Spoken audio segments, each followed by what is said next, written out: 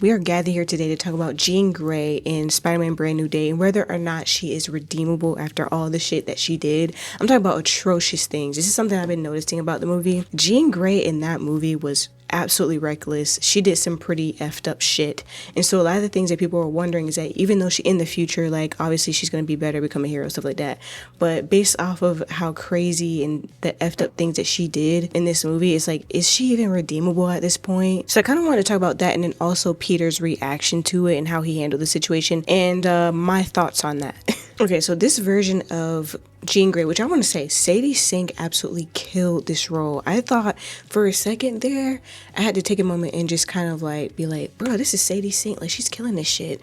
Like, because I was so immersed in the movie and how well she was acting and her acting was in portraying this amount of emotion and just like almost heartlessness and just fury, right? The different emotions and everything else. Like, she did such a spectacular job to be kind of not necessarily freshly new. Of course, she's been on Stranger Things. I don't know if she's anything before that, but just in general, I was very much impressed with her performance. I love the fact that they have her playing Jean Grey. I think she's going to be great in the future. Can't wait to see what she does with this character as things develop more. Like, I just really was a fan of her work, and I'm like, I'm going to watch again and make it a point to definitely just kind of like watch her more and just kind of like, I just feel like it was really good. Like, she just did like a fucking badass job. This version of Jean Grey, we've never seen such a dark and volatile, like, you know, she's in such a volatile like space and committing all these terrible crimes. Like, we've never seen her like this young and then going through this much. Like, we've never seen this darkness from her before, right? And I was just like, you know what? I've always kind of been kind of curious about the younger X-Men as far as just like, I knew that Jean Grey had a past before she met Professor X. And so like, I've always kind of wondered like, was there something that happened that kind of to where she needed to kind of be like tamed, and not tamed, but you know, the whole Phoenix thing.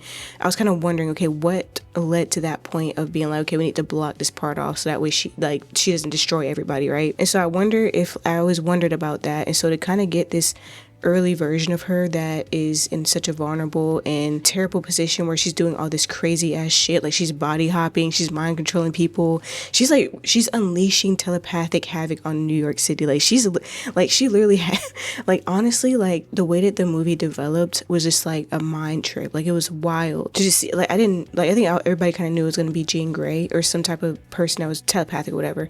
And so like just the development of it over time in the movie, I was just like, wow, this is actually kind of hella trippy and crazy and weird. So to see somebody with her power being so reckless with it, to actually see what somebody like her is capable of when they are out of control was wild. She was even at full power and ability at this time, right? And so she created some crazy crimes, right? Like, she almost killed innocent people. She was including people in her crimes as well, unwillingly, like against their will. And then also, I guess somebody was saying like some sort of like essay, or not even necessarily essay, but what she did was Zendaya's character MJ, and how pretty much she had MJ, you know, kiss, you know, Peter Parker, which was a terrible thing on her part. That was like the pettiest of petty. That's how you know her morals were out the window. She did not care. That was the lowest of low. Like, she really wanted to hurt Peter. She was the things that she did to Peter, man, it makes you wonder, like, how can he forgive her after that shit? Like, she was doing some evil ass shit. But when you think about it, it sounds like something that a younger person would do in her position, with the, like, considering her mental state at the time. But even still, like, people were talking about that whole situation and how like that was really weird and really wrong. And I think that's where the redemption thing came in, especially. Like, sure, she does other crazy things, but then that was also something weird that I've seen a couple people bring up, is that like she literally did that against MJ's consent, if that makes sense. And also that was kind of interesting too, how Peter had actually apologized or made Zendaya aware of that situation, and even though she didn't remember the situation, it was just kind of like, well, I don't remember it, the fact that he was still like, you know, I just still wanted to let you know, like, you know what I mean? Like, I thought that was pretty interesting, just to kind of show that what she did was wrong and it was not consensual, and the fact that he wasn't aware of the situation either, but just how weird the situation was. But even with all those things that she did to Peter, he chose to de-escalate and be, you know, empathetic over destroying her when he really had every reason to. Like, she really was, like, she was messing with him so bad. And so to anyone, I think it'll make a lot of sense that he would take a certain stance with her. It just want to, like, just, bro, I'm gonna kill her ass or some shit. I don't know, which would honestly make a lot of sense. But he didn't go in that direction, which I feel like makes a lot of sense personally. So he was going through his own little like hormonal power shifts and just not really knowing what was going on with him, trying to kind of control what was going on. And I think he recognized her grief and was able to talk her down from murdering rather than treating her like a simple monster, because he's been there. He's been in a situation where he's made mistakes. He was in a really dark place and where he almost made, you know, choices that would have affected him in the long term. Like, it would have been decisions that would have been detrimental, especially to him as a person, because of where he was at. And, you know, he could have been bitter about all those different things that happened, but I think because he had his own dark moments and literally living through the consequences of his actions, that he was able to kind of like make sure that she didn't make the same mistake. You know what I mean? Like, being able to see her as a person and be like, okay, she's going through all this. She's literally, she's alone. She doesn't have anyone. She just lost her sister. Like, she was, you know, she had nobody but herself. And also because she was so young as well. Like, she's literally like, I think she's like a teenager, you know, of course she's younger than him, but like, obviously she doesn't have any sort of guidance or support. And because he's been in a situation where he's made choices that have hurt others, even though he didn't necessarily have bad intentions, like he's hurt others because of his poor decisions, and he had to live with those consequences that in turn, of course, affect everybody else as well. So he saved her in a way that the other Spider-Man, like the other variants, saved him when he needed it the most, because they were able to see in him what they had experienced, or able to guide him in those moments to make sure that he didn't make those same choices. That compassion and that grace and understanding, be like, look, we don't want you to make the same those decisions as well. Don't make a decision that could like have these consequences down the line, right? And so I think that's what he was for Jean Grey, and being that thing to kind of calm her down, right? Because she's not inherently a bad person. She's just a young teenage girl who is scared and looking for the one person that she has left. Because keep in mind, like, you know, we heard the story about how their mom had pretty much abandoned them because of their powers and everything. So just her and her sister fending for themselves, and her sister kind of being that rock that was able to kind of carry her throughout that, even making her be proud of like this fact that she is special, and not seeing it as something that she should be ashamed of, or something that she should try to, you know, not necessarily like hide, but not something that she should demonize or blame herself for, like as a reason why the mom had left or anything. Like, just to be proud of who she is, and to lose that person and not have been able to be there to save her, you know what I mean? And then having to try to find her, and then just being mad at the world because, like, why am I in this position? Why is my sister being punished over something that she had no control over? And also seeing that, of course, it not being a good look, that Spider-Man was also working with the people that are doing these things, who are committing all these terrible crimes. Even though Spider-Man did not know that, you know, she wasn't able to read his mind to really know that shit or whatever. So, you know, like, whatever. But just being mad at everyone and everything, and not really giving a fuck about who she hurts in the process of getting her sister back, right? And at this point in her life, like, she literally had nothing to lose. She already, you know, her sister was already missing. She had nobody in her corner. She was seeing all this corrupt shit that was going on. And even though, granted, maybe a lot of people didn't know what was going on, even still, having such a system in place that was, you know, against people like her, or using people like her for their own, like, you know, gain or whatever, like, I would imagine that it would make a young person, or any person, very frustrated. But for a young person who doesn't really have the guidance or the understanding of how to manage those feelings and emotions, and how to handle those situations, because who would know how to handle a situation like that, right? But like, just to kind of see, understanding where she might be coming from, even though she made some really terrible ass like decisions, I think it just came from a place of desperation, desperately wanting to get her sister back, wanting people to pay for what they had done to her. Like, I mean, like, you kicking somebody while they're already down. Like, look, they already lost their mom. They're two young girls fending for themselves. And it's just like, you know, it's inhumane. And so I think in turn, the situation made her inhumane as well. But I think that Peter was the one who brought that humanity back to her, right? She almost became just as bad as the people who had hurt her and who killed her sister. But despite all of that, what makes me excited about the future with this particular character is just X-Men, right? This is probably a hot take, right? I'm one of those type of people that is more of a DC fan than a Marvel fan. Not that I don't like aspects of Marvel, but like, when it comes to Marvel, there's only certain parts of it that I'm really like a super big fan of.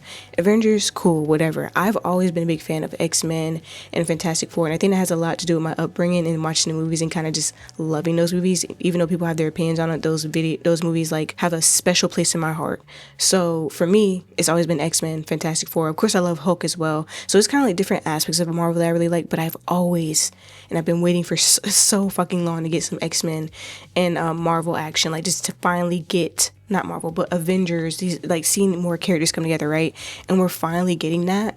And so to have like an X-Men and Spider-Man, like I just love it. I've been enjoying like this crossover situation with Marvel recently. I'm excited to see these younger X-Men coming together, which I love the casting for that as well. And I love Storm. I think it's going to be interesting with these characters. I think that, of course, with the McAvoy and the Fassbender era, hopefully I'm saying those names right.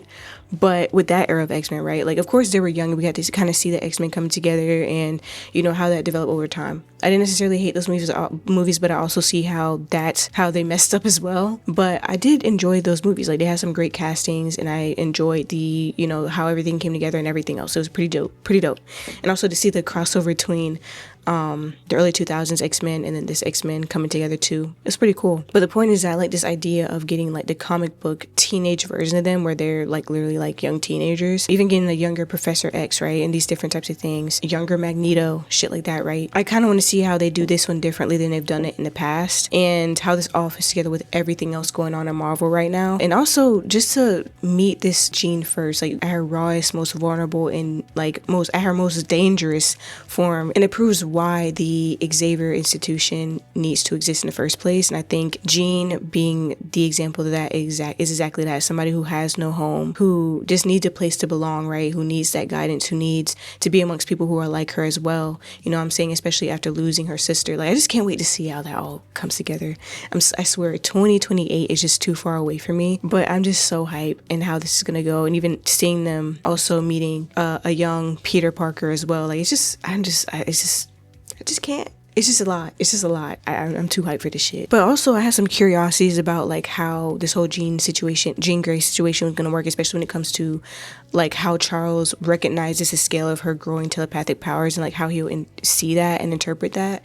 Because my thing is like the whole Phoenix situation, right? I wonder how they're gonna handle that situation, especially because obviously in this movie her powers grew like exponentially. Like she had a whole chunk of the fucking city like frozen in place. You know what I mean? Like, that's crazy. So I would imagine that her powers are going to continue to grow as well. So I wonder how that's going to fit in when they introduce the other members as well. Whether or not they'll see it as like something that need to protect or like a cosmic threat that needs to be suppressed or controlled before it gets too late. And I think it might be something like that as far as like them trying to control the situation. I don't know if there's going to be a situation or whatnot, or even if like they'll bring in the whole Phoenix situation yet, or if it's even necessary to do that. But it is something that I'm curious about, and I don't know, I'm not like an expert on these sort of things. I'm not like a full-on comic book nerd.